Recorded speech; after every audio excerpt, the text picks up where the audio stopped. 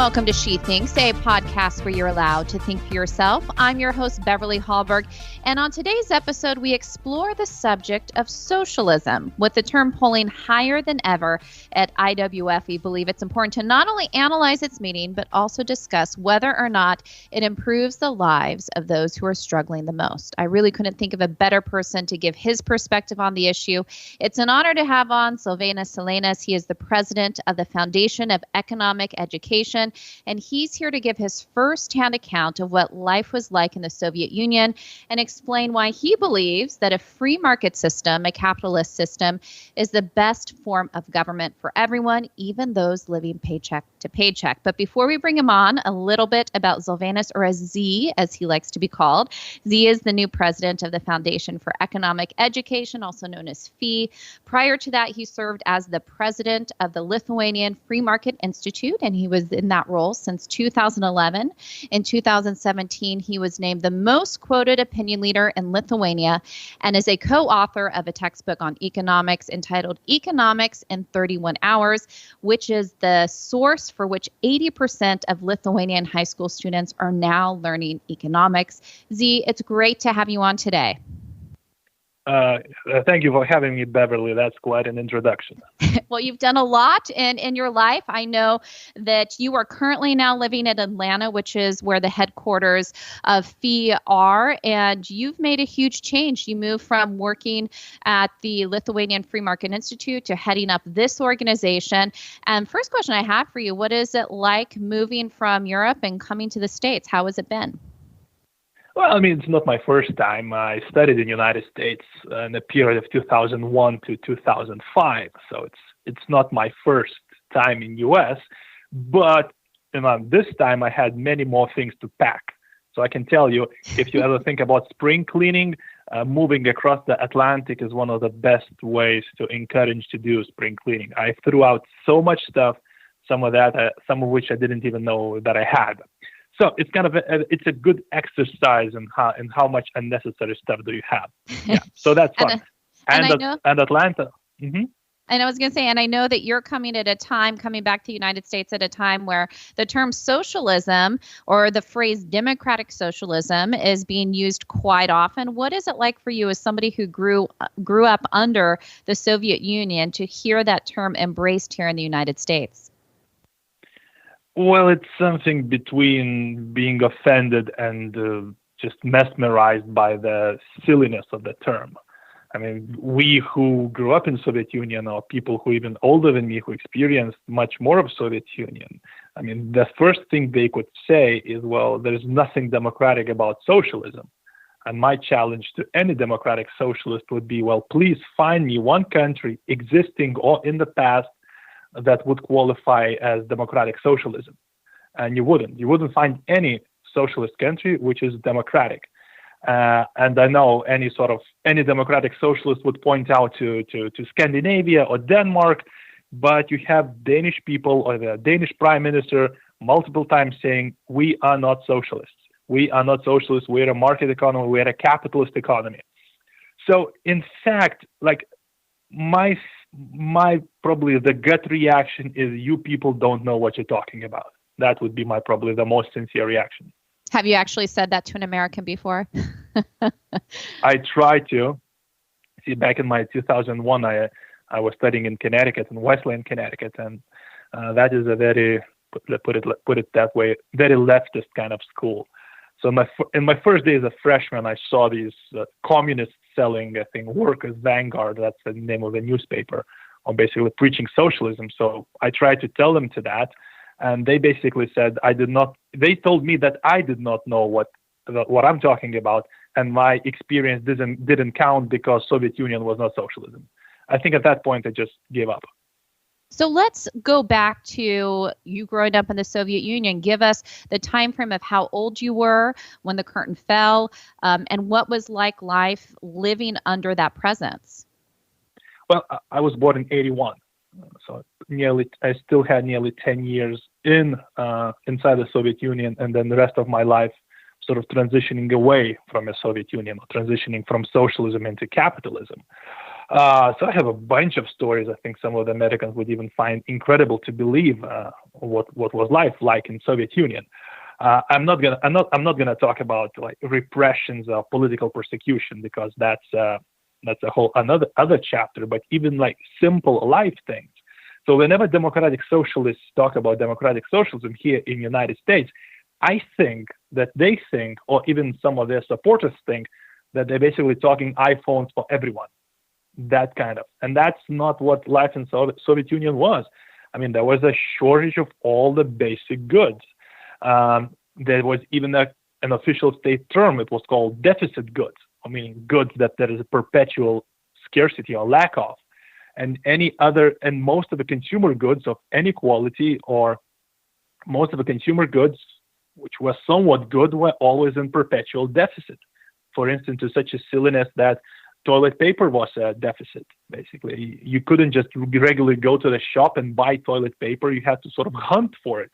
Well, you basically go to the shop every day and hope that perhaps one day they would be selling toilet paper. Mayonnaise, for some reason, mayonnaise was a big luxury item in Soviet Union. You couldn't buy mayonnaise in the shop because it wasn't there. If you were lucky, you would get like a special package during holidays, which would include a small jar of mayonnaise and a small jar of instant coffee, and that was like a luxury item. So then it's not iPhones for everyone. It's very low living standards for most people, including the so-called the workers and the peasants. I mean, these people had the worst. The only people who had good life in Soviet Union were the people who had party connections, or basically politicians. No, those people had shops in which regular people were not even allowed to enter. So if someone wants to talk about inequality and how socialism solves inequality, I would once again refer them to Soviet Union, the most socialist country. There was such high level of inequality that some people cannot even imagine that. And I'm curious, so you as a young boy experiencing this, I'm assuming maybe one of your chores growing up was to go wait in line and see if you can find the mayonnaise or the toilet paper. Were you aware of what the United States was like? Were you aware of what life could be like if it wasn't socialist? Or was it even hard for you to have that concept at that time? See, at the time, I think we kind of knew that life wasn't that good. Because once again, we're talking about, 85, 86. Soviet Union was already fraying across the edges. And Gorbachev announced perestroika, which means rebuilding, and glasnost, which means publicity. And that's probably for the first time in Soviet Union, people were allowed to say that actually things are bad. So, I mean, we were getting increased exposure that actually life in Soviet Union is awful compared to other countries. My first time when I experienced that directly was actually, that I think was already in '91, when Lithuania had already declared that it's not a part of Soviet Union anymore. But anyway, so my local city's broadcasting station, I think they got a bootleg cable or something like that, or a bootleg TV feed from a satellite dish, and that was for the first time that we could see foreign TV channels. And being a kid, I would watch on my black and white TV, I would watch the great American classic of Teenage Mutant Ninja Turtles, which of course is a great show. And then me and my friends we would watch that show, but we couldn't get what pizza was, because there was no pizza. We've never encountered pizza in our lives. So whenever the Teenage Mutant Ninja Turtles would be eating pizza all the time, we did not understand what kind of dish it was. So we basically would be sort of speculating, well, is this a sweet dish? Is this a proper dish? Is it a dessert? Is it like a meal? What are these round things on top? And things like that, because we couldn't discern it what it was. So, but yeah, probably that was the first time I actually saw what the West was like. And so talk to me about what it was like with neighbors and friends when all of you are trying to find these goods that are extremely scarce. What does that do to relationships? Did you find that people weren't as trusting of each other, weren't as close, or because of what you experienced, did you really tie yourselves even closer to the people in your neighborhood? No. Whenever people say that materialism leads to people becoming more isolated or less spiritual, I would actually point out that, when you really have scarcity of goods, people are even less spiritual. So there is this kind of phony or fake idea that materialism or abundance of material goods brings spiritual degradation. That, lack of material goods even brings a higher spiritual degradation. So I wouldn't say that communities came together. I would say quite the opposite. Now, imagine what kind of community can you expect if basically everyone is standing in line, knowing that once their turn. Imagine everyone standing in line for something, because that was the thing. I mean, if you're walking down the street and you see a line of people queuing for something, you would join the line without even knowing what they were selling, but you would kind of assume that they were selling something good. And in fact, if they were selling shoes and you stand in line, your turn comes, you're allowed to enter the shop, you see the shoes, you would buy them even though they wouldn't fit you, because perhaps you could trade them for something later. So when you're standing in line and you know that the person in front of you can buy the last pair of shoes, and that does not breed community. That brings resentment and all probably the worst human qualities. So tell me about the change. Tell me about the USSR completely dissolving. Lot of huge changes there. What was that like? And did you feel that was even a possibility leading up to that moment? Well, I was probably too young to comprehend these things back then. But that came very fast. And I think some people were a little bit unprepared for that, because some of the slogans or some of the naive beliefs people had is basically, we declare independence and we're going to live like in Western Europe in a couple of weeks. That was not the case. The economy had to be transformed completely. Imagine going from a system where prices are set where all prices are set by the government, to the system where people can bargain or agree upon prices. For instance, once again, if going back to Soviet Union, any consumer good, from forks to TVs to carpets to T-shirts, all of them had prices stamped into them. So imagine if you're sort of holding a fork, somewhere it would be etched in what the price of the fork is. If you have a TV, somewhere on the back of the TV there would be a huge sticker or paint that how much this TV should cost. All the prices for all the goods were set by the government. So the first transformation people had to go through is to realize that in fact people can bargain about prices, or they can agree for what the price of the goods should be. So in the beginning we had these pilot shops where basically the huge thing about them was that people could bring their goods there for commission to sell. And the shops would announce, well, in this shop, the prices are agreed upon by the buyer and the seller, meaning that those were not set by the government. So that was the first huge hurdle for people to overcome, to understand that actually you can set whatever price you want as long as someone buys it. So that was a big change. So the level of that kind of change, I think that breeds resilience into people. So whenever someone says, financial crisis, or maybe the stock market down by a couple of points, then I remember the change that Lithuania had to go through. All these current crises, they seem like basically minor disturbances. So how long before you think Lithuania was able to really gain a sure footing when it came to an economic structure and really to grow into the country that it is today? Well, I think that was pretty fast.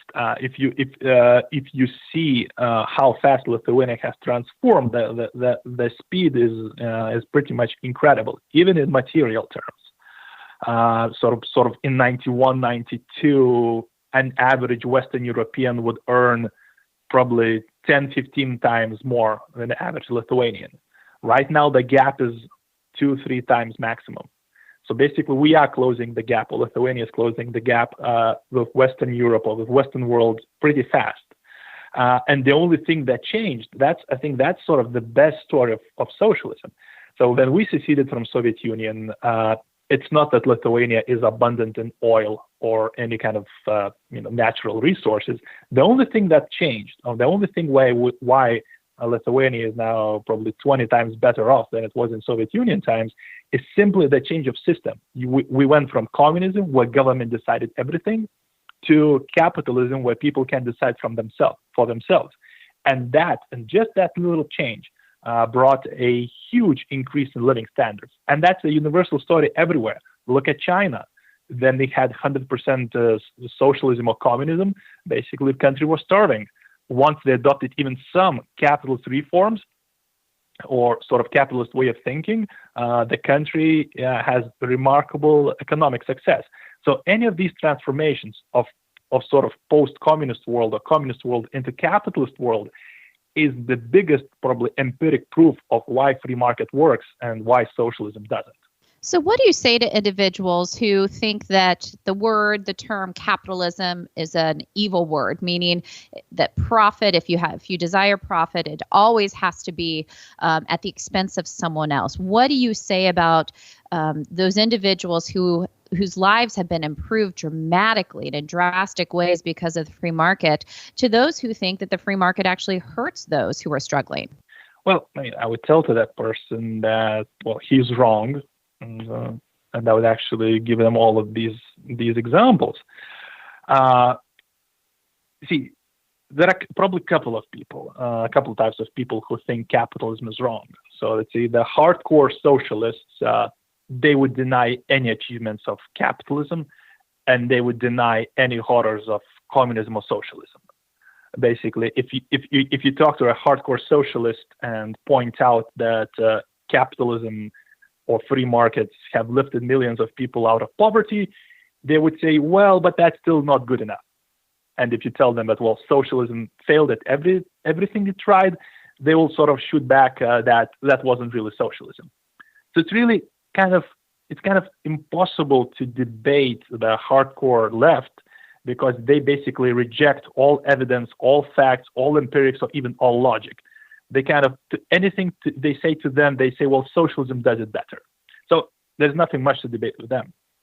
If we're talking to sort of undecided person, or person who's just curious, or sort of a person who is not who is not unreasonable, then I think we can go through any accusations that people throw at capitalism. So one thing they say, rich are getting richer. And that's true, rich are getting richer, but so are the poor. And if you look at the rates of growth or things like that, in fact, it is the poor are getting richer much faster than the rich. And if you look at what kind of system makes the life of poor people better, it's capitalism. So I would kind of invoke my inner Churchill when he said that democracy isn't perfect, or that democracy is the worst kind of government, but the only one there is. It's kind of like with capitalism. Capitalism is imperfect.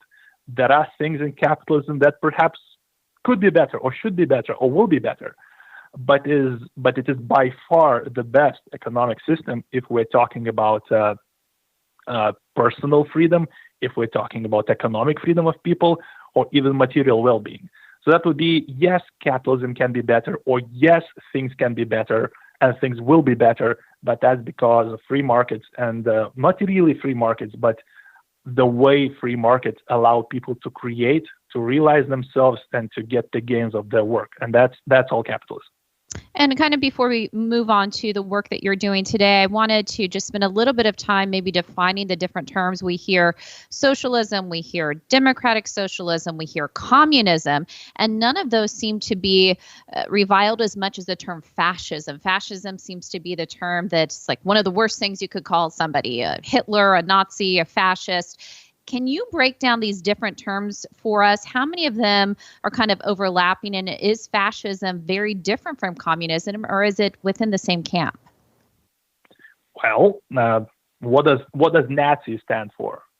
National Socialist, or the full NSDAP would be National Socialist German Workers' Party. So Nazi is National Socialism.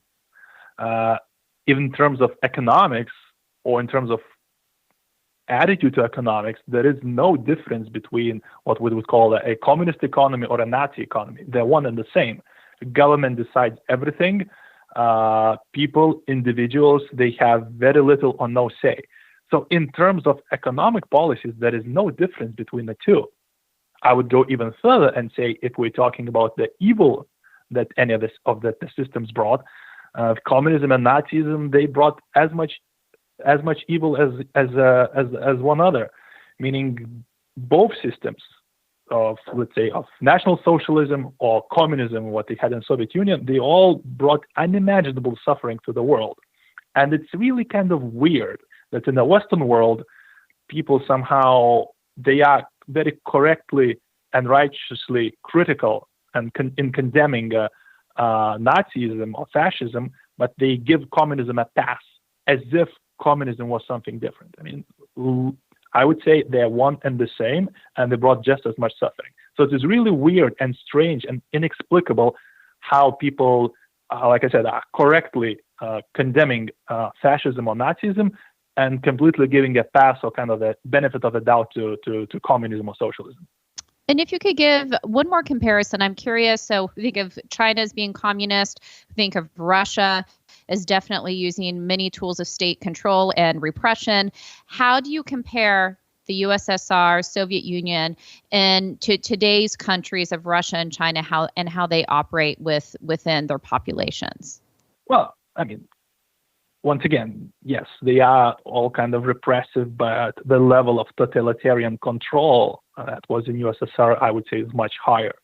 It definitely was much higher in USSR because not only did they control the whole of the economy, they also pretty much controlled people's lives and the apparatus that they had for controlling people's lives. That was very, very, very extensive. And I mean, back in those days, there was no internet, there was no Facebook, there was no 24/7 news service, and probably no news coming out of Soviet Union. So there was a kind of the fog of war or fog of lack of knowledge. So the atrocities that happened inside the Soviet Union, most people probably never even knew about them. Not even probably some people in the Soviet Union even didn't know about them. The kind of like the things that happened in Chernobyl. It exploded. What was it? I think April 26th. And for pretty much, I think 5-6 days, no one even knew about that. Even in Soviet Union, we did not know that these bad things happened. I remember May the 1st is May Day. Obviously, it's a day off, and everyone is forced to go to the communist parades back then. And so basically, in USSR on May the 1st, there are huge parades that everyone is kind of expected to attend and praise Soviet Union. Well, my parents were bad communists, so they didn't really care about communism. So on May the 1st, we went sunbathing, just as the radioactive cloud was passing overhead. So I'm saying probably things were even a lot worse in Soviet Union. I want to now shift to your current work and what you're doing. You, of course, as we mentioned at the top of the podcast, that you worked in Lithuania promoting the free market, promoting the ideas of liberty up until you came and moved over to the States to work for FEE. Tell me about your work at FEE and how you're using your experience to talk to kids across the country. Think of education, and that's what FEE is about, explaining these ideas of liberty. What is it that FEE is doing? Well, I think you said it pretty correctly. We are explaining ideas of liberty, and we're teaching kids economics and common sense. So we are not really doing policy work. We're doing educational work. So FEE goes to schools, FEE goes to universities, and we talk to kids, or our professors talk to kids and explain them how the world works, how economics works, what is price, what is supply, what is demand, why is individual freedom or ability to choose for yourself, or economic or personal economic freedom, why these things are important. We do a lot of education in that. So one venue where we work is high schools and colleges, and we have our professors who are PhDs and professors from colleges, and they go and talk to these kids. So that's one sort of area of our work. Another area of our work, we create materials that we think are attractive to young people, to explain, once again, how the world works or how economics work. So, for instance, we have a very popular video series where we take the current pop phenomenon and we apply economic thinking to it. So, for instance, Avengers. Well, that was big box office hit. And then the evil guy in Avengers, he wants to destroy half of the universe, or half of the people, or half of living beings in the universe because he thinks the universe is running out of resources. Well, for us, this is basically 18th century Malthusian thinking, which has been debunked and basically is incorrect. But that is actually a perfect opportunity to explain to kids who Malthus was, what this Malthusian thinking is all about, why it is wrong, and why, in fact, human creativity will solve those kind of problems. So we are creating resources for kids and for teachers to use to understand the world around them. Now, how am I using my experience? I would say not that much. See, for most of the 16-year-olds or 20-year-olds, for them, Cold War is already history. So I don't think they want to hear about how bad life was back in Soviet Union.